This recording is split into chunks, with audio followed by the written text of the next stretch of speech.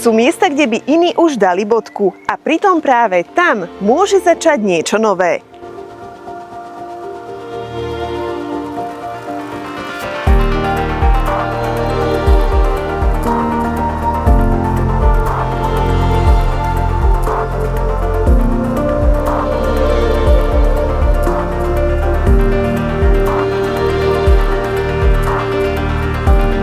Možno dom, ktorý tu stojí, už patrí minulosti, ale toto miesto tu na svoj nový príbeh ešte len čaká.